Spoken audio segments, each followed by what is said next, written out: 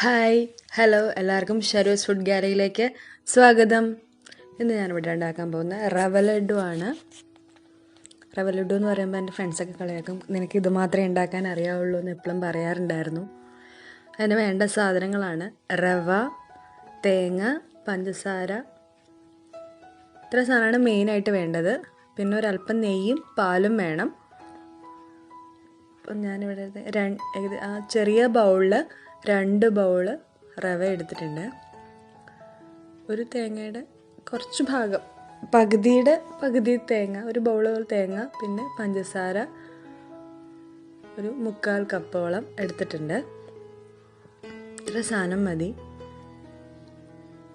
എനിക്ക് ഭയങ്കര ഇഷ്ടമുള്ളൊരു സ്വീറ്റാണ് കേട്ടോ ഈ റവ ലഡു എന്ന് പറയുന്നത്. നമുക്കൊരു പാൻ ചൂടാക്കാൻ വയ്ക്കാം. ചൂടായി കഴിയുമ്പോൾ അതിലേക്ക് നെയ്യ് ചേർക്കാം. 1 സ്പൂൺ നെയ്യ് മതിയാവും. അല്ല, ഞാൻ മിൽമയുടെ നെയ്യാണ് ഉപയോഗിച്ചേക്കുന്നത്.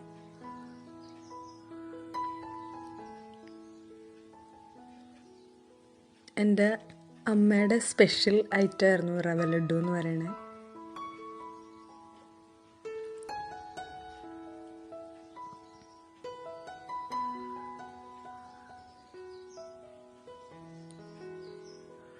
ഞാൻ കല്യാണം കഴിഞ്ഞ് ഫസ്റ്റ് ഹസ്ബൻഡ് വീട്ടിൽ വന്നപ്പം ആദ്യം ഉണ്ടാക്കിയ സാധനം ഇതാണ്, റവ ലഡു. പിന്നെ 2-3 തവണ അടുപ്പിച്ചുണ്ടാക്കിയപ്പോൾ പറഞ്ഞപ്പോൾ ഇത് മാത്രമേ അറിയുള്ളൂ അല്ലേ എന്ന് ചോദിച്ചെന്നെ കളിയാക്കാൻ തുടങ്ങി. പിന്നെ ഞാൻ പതുക്കെ ഇവിടുത്തെ അമ്മയുടെ നിന്ന് ഞാനിങ്ങനെ പഠിച്ച് വന്നതാണ് ബാക്കി സാധനങ്ങളൊക്കെ. കുറേ അവിടെ നിന്ന് പഠിച്ചിട്ടുണ്ട്. പക്ഷെ 2 വീടാകുമ്പോൾ നിങ്ങൾക്ക് അറിയാമല്ലോ, 2 വ്യത്യസ്ത സ്ഥലങ്ങൾ, വ്യത്യസ്ത എന്താ പറയുക രുചികൾ, വ്യത്യസ്തമായ ആഹാര രീതികളൊക്കെ ആയിരുന്നു.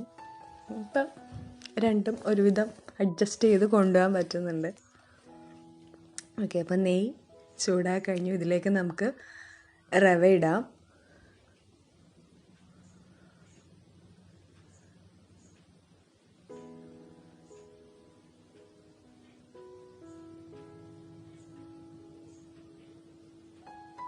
രണ്ട് ബൗളോളം റവ ഞാൻ എടുത്തിട്ടുണ്ട് ഇതിനകത്ത്. നിങ്ങൾ എത്ര റവ എടുക്കണോ അതിൻ്റെ പകുതി തേങ്ങയും പഞ്ചസാരയും എടുക്കാൻ ശ്രദ്ധിച്ചാൽ മതി. മധുരം നിങ്ങളുടെ ആവശ്യത്തിന്. റവ നന്നായിട്ട് ഇളക്കുക, കാരണം കരിഞ്ഞു പോകാൻ സാധ്യതയുണ്ട് ഇതിൻ്റെ ചൂട് കാരണം. ഇപ്പോൾ ഒരു മീഡിയം ഫ്ലെയിമിൽ വെച്ചിട്ട് വേണം നമ്മളിത് ചെയ്യാൻ, ഇളക്കിക്കൊണ്ടിരിക്കാൻ.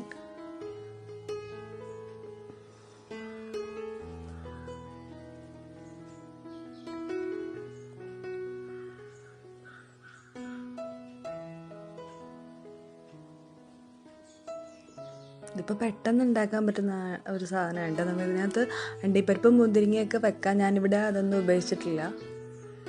തേങ്ങ ഒരു ബൗള് അതിലേക്ക് ഇടാം.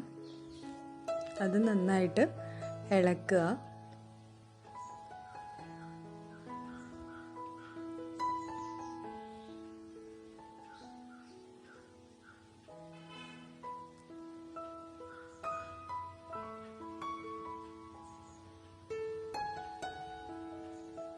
നമ്മൾ ഈ ഇളക്കുന്ന നിർത്തിക്കഴിഞ്ഞാൽ റവ കരിഞ്ഞു പോകാൻ സാധ്യതയുണ്ട്. അതുകൊണ്ട് നമ്മൾ ഇളക്കിക്കൊണ്ടേ ഇരിക്കണം.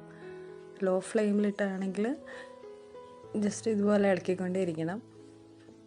ഹൈ ഫ്ലെയിം ആണെങ്കിൽ നമ്മൾ കൈ എടുക്കാതെ ഇളക്കണം. മറ്റേതാണെങ്കിൽ ഒരു സെക്കൻഡൊന്ന് കൈ വിട്ടാലും കുഴപ്പമില്ല. പക്ഷേ ഹൈ ഫ്ലെയിമിലാണെങ്കിൽ കൈ എടുക്കാതെ ഇളക്കിക്കൊണ്ടേ നമ്മൾ ഇരിക്കണം. അതിൻ്റെ നിറം മാറണതാണ് അതിൻ്റെ ഒരു പാകം എന്ന് പറയുന്നത്.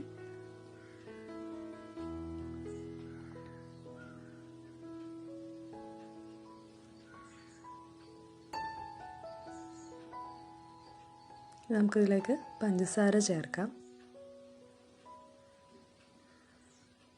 പഞ്ചസാര ഇട്ട് നന്നായിട്ട് ഇളക്കി കൊടുക്കുക. റവയുടെ നിറം ഏകദേശം മാറി വരുന്നുണ്ട്.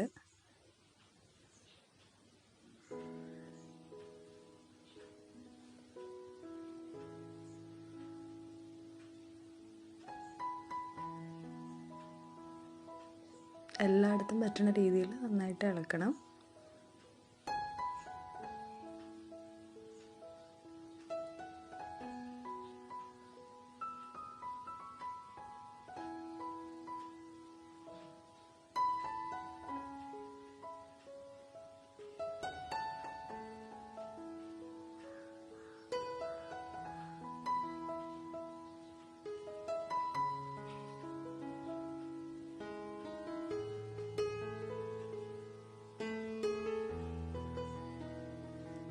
നിങ്ങൾ ട്രൈ ചെയ്യാറുള്ള സാധനങ്ങളുടെ കമൻസ് ഞാൻ പ്രതീക്ഷിക്കുന്നുണ്ട് കേട്ടോ. നിങ്ങൾ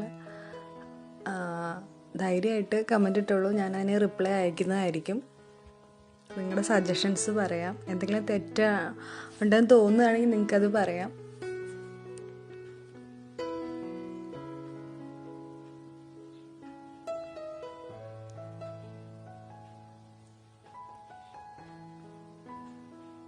കണ്ടിന്യൂസ് ആയിട്ട് ഇളക്കണം, അതാണ് ഇതിൻ്റെ മെയിൻ കാര്യം നമ്മൾ ശ്രദ്ധിക്കാനുള്ളത്.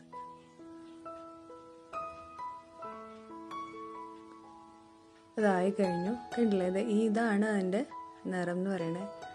നേരത്തെ പാല് വേണമെന്നറിയില്ല, പാല് നമ്മൾ ഉപയോഗിക്കുന്നത് ഇതുപോലെ കുറച്ച് ഇതിലേക്ക് ഒഴിച്ചിട്ട് നമ്മൾ ചൂടോടെ തന്നെ ഉരുട്ടിയെടുക്കുകയാണ് ചെയ്യുന്നത്. എന്നാലേ അത് ആ ഉരുളയായിട്ട് നമുക്ക് ഉരുട്ടിയെടുക്കാൻ പറ്റുള്ളൂ. ആറിക്കഴിഞ്ഞ് കഴിഞ്ഞാൽ പറ്റില്ല. അപ്പം നമ്മുടെ കൈ പൊള്ളാതിരിക്കാനും പിന്നെ ആ ഉരുണ്ട് വരാനും വേണ്ടിയിട്ടാണ് ഒരല്പം പാല് അതിലേക്ക് ഒഴിക്കുന്നത്.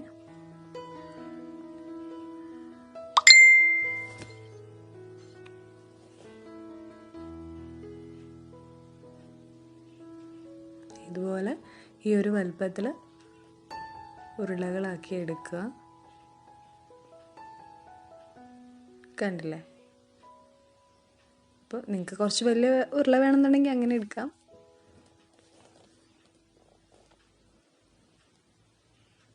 ഇനി പാല് ചേർക്കാത്ത ഭാഗത്ത് ഇട്ടിട്ട് നമ്മളൊന്ന് ജസ്റ്റ് ഒന്ന് ചെറുതായിട്ട് അതിൻ്റെ മീതെ ഒന്ന് ഉരുട്ടിയെടുക്കും. എളുപ്പം പൊടിഞ്ഞു പോവാതിരിക്കാൻ വേണ്ടിയിട്ടാണ് അങ്ങനെ ചെയ്യുന്നത്.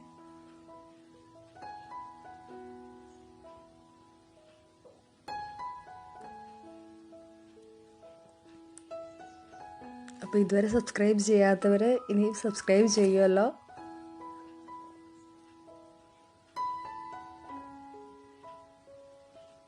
നിങ്ങൾ എന്തായാലും ട്രൈ ചെയ്ത് നോക്കണം, ഇഷ്ടപ്പെടും. എനിക്ക് ഭയങ്കര ഇഷ്ടമുള്ള സാധനമാണ്. അപ്പോൾ നിങ്ങൾക്ക് ഇഷ്ടമാവുമെന്ന് എനിക്ക് തോന്നുന്നു. ഇഷ്ടമായാൽ നിങ്ങൾ പറയുക. Okay, bye. നാളെ വേറൊരു വിഭവമായിട്ട് നമുക്ക് കാണാം. Bye by.